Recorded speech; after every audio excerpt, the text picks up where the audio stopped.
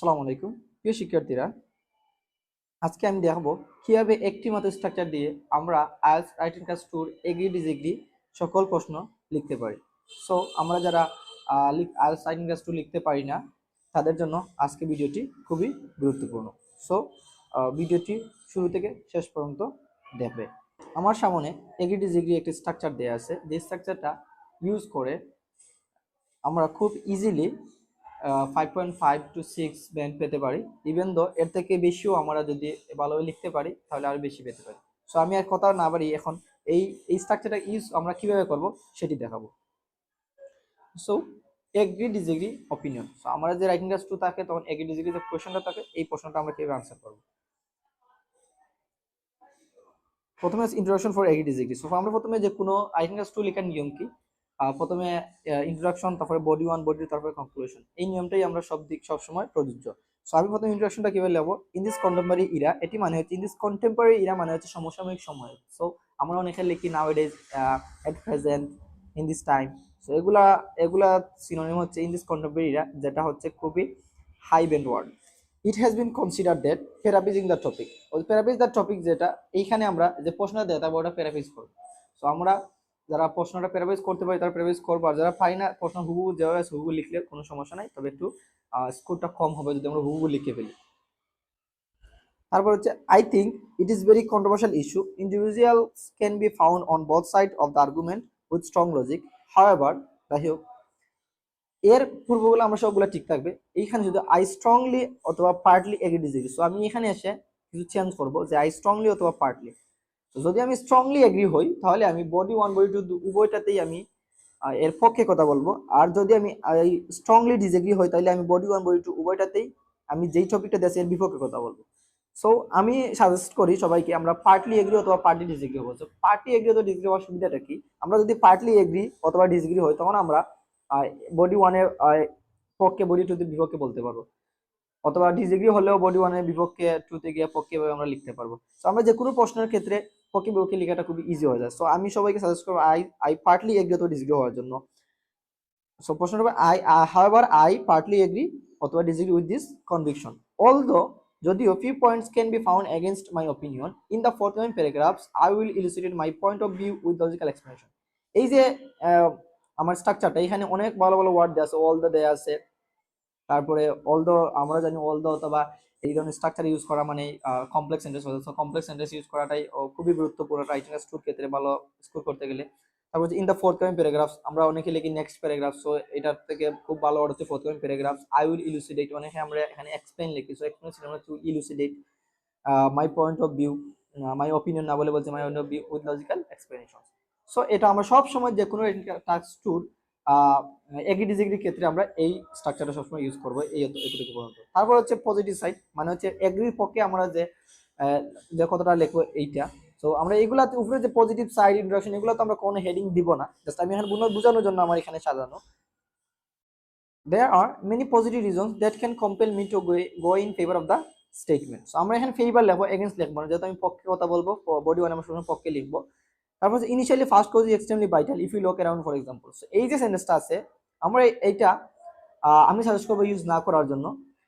এইখানে আমরা এই যে পক্ষে যে আমরা যে প্রশ্নটার পক্ষে আছি এই পক্ষের কিছু যুক্তিটা এখানে প্রথমে লিখবো, পক্ষে যে কোন কারণে আমরা পক্ষ হলাম এটা পরে এটার একটা যুক্তি স্থাপন করবো, মানে ব্যাখ্যা দিব ফর এক্সাম্পল বলে। সেম তদুর সেকেন্ডলি বলে সেকেন্ড কোজ মানে দ্বিতীয় কারণটা আমি লিখবো কোন কারণে আমি এগ্রি হলাম। তারপরে ফর ইনস্ট্যান্স বলে এখানে আমি এটা ব্যাখ্যা দিব। সো এটা ইউজ না করাটাই বেটার। এখানে আমরা নিজের মতো করে লিখলে খুব ভালো হয়, কারণ আমরা যে প্রশ্নটা পাবো সব প্রশ্ন তো এক না, এক এক প্রশ্ন এক এক বিষয় নিয়ে আলোচনা করা হয়। সো আমরা প্রশ্ন ডিপেন্ড করে এখানে আমরা লিখবো। সো আমরা যারা আইএলটিএস দিচ্ছি তাদেরকে অবশ্যই রাইটিং লিখতে হয়। সো আশা করি তারা আমরা যে মধ্যখানে যে অংশগুলো এগুলো ইজিলি আমরা লিখতে পারবো। তবে হ্যাঁ, যারা আমরা লিখতে পারি না, যারা আমরা এই মধ্যখানে ইউজ করতে পারি না, তাদের জন্য আমি হাতে কলমে আমার ক্লাসে বুঝিয়ে দিই যে এখানে কিভাবে ইউজ করা যায়। তো আমি যদি কেউ দুর্বল থাকে তাহলে আমাদের কন্ট্যাক্ট নাম্বার দেওয়া আছে, এইখানে কন্ট্যাক্ট করে আমাদের সাথে যোগাযোগ করতে পারো।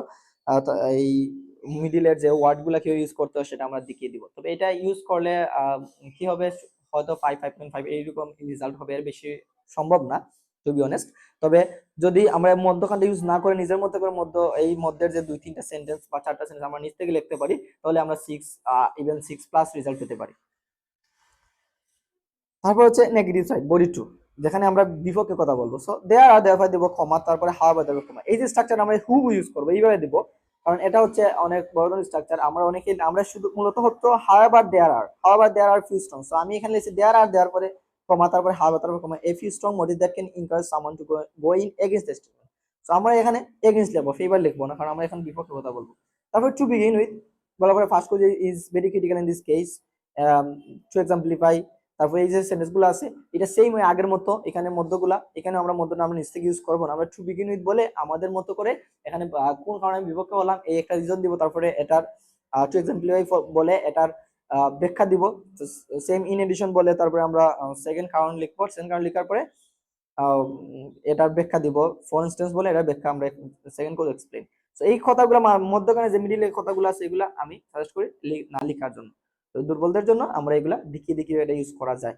তারপরে হচ্ছে কনক্লুশন ফর এগ্রিডিজিং, কনক্লুশন লিখতে যাব, তখন in conclusion my thorough analysis is palatable to all, so I would like to restate my opinion that I am in favour of the অথবা এগেইনস্ট দিস। সো আমি এখানে যদি পার্টলি এগ্রি হয়ে আসি তাহলে আমি এখানে লিখব ফেভার অফ, এখানে যদি আমি ডিসএগ্রি হয়ে আসি তাহলে এখানে লিখব against the statement. I believe what I have stated in this essay impasses my view and require no more discussion. So আমরা এই যে কনক্লুশনটা যে কোনো সময় লিখতে পারবো যে কোনো এগ্রি ডিগ্রির ক্ষেত্রে। সো আমরা যদি এভাবে আমরা ইউজ করি তাহলে আমরা খুব ইজিলি রাইটিংস টুর এগ্রি ডিগ্রির টপিকটা লিখতে পারবো।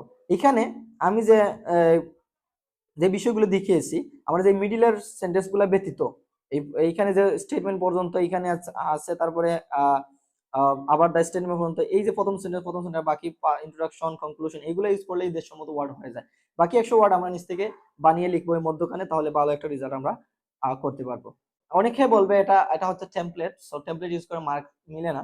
হ্যাঁ ঠিক আছে, টেমপ্লেট ইউজ করলে তেমন একটা মার্ক পাওয়া যায় না, তবে আমি যে স্ট্রাকচারটা ইউজ করছি বা যে স্ট্রাকচারটা দেখিয়েছি এটা শুধুমাত্র এগ্রি ডিগ্রির জন্য। সো এইটা ইউজ করলে তেমন বোঝা যাবে না যে আসলে এটা টেমপ্লেট, কারণ প্রত্যেকটা এগ্রি ডিগ্রি হোক, ডিসকাস বদবি হোক, রাইটিং আস টুর, প্রত্যেকটা রাইটিং টেক্সট টু এর আলাদাভাবে স্ট্রাকচার দেয়া থাকে, যে কোনভাবে স্ট্রাকচার আমরা লিখতে হয় সেটা একটা নিয়ম থাকে। আমি সেই নিয়মটা ফলো করে রাইটিং ক্লাস টুর এগ্রিডিটা সাজিয়েছি। তদ্রূপ আমি আমার discuss both view, thousand solution, positive negative, mixed প্রত্যেকটা আমার কাছে এইভাবে শীট আছে, আমি এইভাবে সাজিয়ে রেখেছি।